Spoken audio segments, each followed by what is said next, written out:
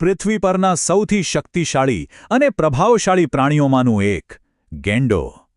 આજે આપણે એની જ એક એવી ગાથા સાંભળવાના છીએ જે સંકટમાંથી બચીને ફરીથી બેઠા થવાની એક અદ્ભુત અને પ્રેરણાદાયક વાર્તા છે. આપણે બધા ગેંડાને એના શિંગડાથી જ ઓળખીએ છીએ, બરાબર ને?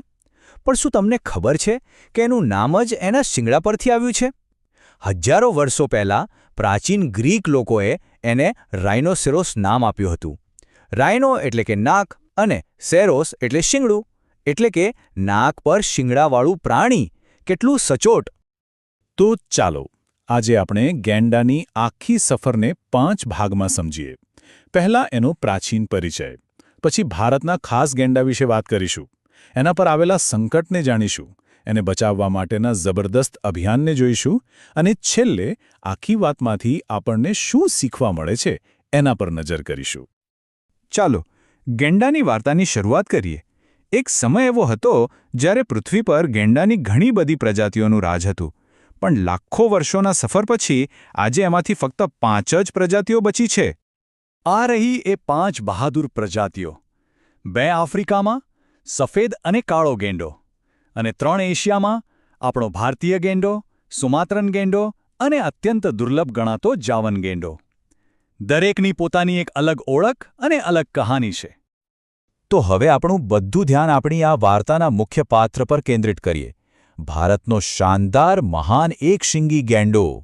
એની ચામડી પરની કરચલીઓ અને વળાંક જોઈને એવું જ લાગે જાણે કોઈ યોદ્ધાએ કુદરતી બખ્તર પહેર્યું હોય.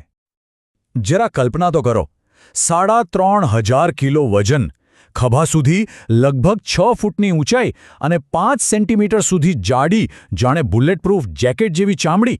અને હા, એક બહુ મોટી ગેરસમજ દૂર કરી લઈએ. એનું શિંગડું હાડકાનું નથી બનેલું, એ કેરાટીનનું બનેલું છે. એ જ પદાર્થ જેમાંથી આપણા વાળ અને નખ બને છે. છે ને આશ્ચર્યજનક વાત? હવે આટલું ભારે શરીર જોઈને લાગે કે એ ધીમું હશે, ખરું ને? પણ ના. આ યોદ્ધો કલાકના 55 કિલોમીટરની સ્પીડે દોડી શકે છે, લગભગ એક નાની કાર જેટલી ઝડપથી. આ તાકાત અને ગતિનું એકદમ અનોખું મિશ્રણ છે. કુદરતે એને એક અજીબ પણ અસરકારક સેટઅપ આપ્યું છે. ગેંડાની જોવાની શક્તિ થોડી નબળી હોય છે, પણ એની ખોટ એની સુપર શાર્પ સાંભળવાની અને સૂંઘવાની શક્તિ પૂરી કરી દે છે. એ પોતાની આસપાસની દુનિયાને અવાજ અને ગંધથી વધારે સારી રીતે અનુભવે છે. પણ અહીંથી આપણી વાર્તા એક બહુ જ ગંભીર વળાંક લે છે. આટલું તાકાતવર હોવા છતાં આ પ્રાણી એક સમયે લુપ્ત થવાની અણી પર આવી ગયું હતું. એટલે સવાલ એ થાય કે આટલા મજબૂત પ્રાણીને વળી શેનો ડર હોય? જવાબ એની સૌથી મોટી તાકાત અને ઓળખ એટલે કે એના શિંગડામાં જ છુપાયેલો છે. ગેંડાના અસ્તિત્વ સામે 2 સૌથી મોટા દુશ્મન છે. પહેલું એના શિંગડા માટે થતો ક્રૂર શિકાર, જે એકદમ ખોટી અને પાયાવિહોણી અંધશ્રદ્ધા પર આધારિત છે. અને બીજું આપણે માણસો, જે સતત એના ઘર એટલે કે જંગલોનો નાશ કરી રહ્યા છીએ. પણ અહીંથી વાર્તામાં આશાનું કિરણ દેખાય છે. ભારતે ગેંડાને બચાવવા માટે જે કર્યું તે એક અસાધારણ સફળતાની ગાથા બની ગઈ. જરા આ આંકડા ઉપર નજર કરો. 1 સદી પહેલાં ભારતમાં માંડ 200 ગેંડા બચ્યા હતા. મતલબ કે લુપ્ત થવાની બસ અણી પર જ હતા. અને આજે એમની સંખ્યા 3,000થી પણ વધારે છે.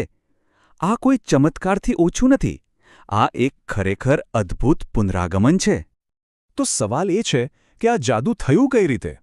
જવાબ છે એક મજબૂત ત્રિપાંખીય વ્યૂહરચના. પહેલું, ઇન્ડિયન રાઇનો વિઝન 2020 જેવું એક સ્પષ્ટ લક્ષ્ય નક્કી કરાયું. બીજું, શિકારીઓ માટે કડકમાં કડક કાયદા બનાવવામાં આવ્યા. અને ત્રીજું, જંગલોમાં શિકારીઓનો સામનો કરવા માટે ડ્રોન અને આધુનિક હથિયારોથી સજ્જ એક સ્પેશિયલ ફોર્સ તૈયાર કરવામાં આવી. આ એક પૂરા પ્લાનિંગ સાથેનું મિશન હતું. અને આ સફળતાના સાક્ષી છે આ રાષ્ટ્રીય ઉદ્યાનો અને અભયારણ્યો. ખાસ કરીને આસામનું કાઝીરંગા, જ્યાં દુનિયાના 2/3 એકશિંગી ગેંડા રહે છે. પોબિતોરા અને માનસ જેવા વિસ્તારો આજે ગેંડા માટે સુરક્ષિત કિલ્લા જેવા બની ગયા છે, જ્યાં તેઓ ડર વગર રહી શકે છે. અને પછી આસામ સરકારે એક એવું પ્રતિકાત્મક પગલું ભર્યું જેણે આખી દુનિયાને એક જોરદાર સંદેશ આપ્યો. તેમણે શિકારીઓ પાસેથી જપ્ત કરેલા લગભગ 2500 શિંગડાઓને જાહેરમાં બાળી નાખ્યા. સંદેશ સ્પષ્ટ હતો. આ શિંગડાઓમાં કોઈ જાદુઈ કે ઔષધીય શક્તિ નથી.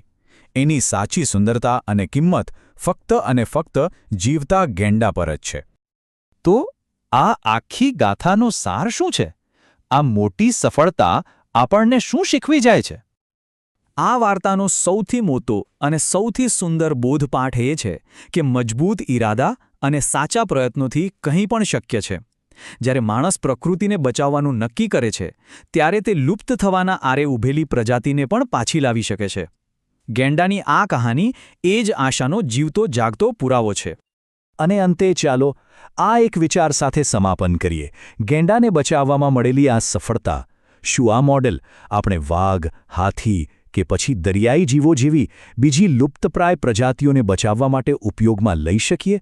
આ ફક્ત એક પ્રાણીની વાર્તા નથી, પણ સમગ્ર પૃથ્વીના સંરક્ષણ માટે એક પ્રેરણા સ્ત્રોત છે.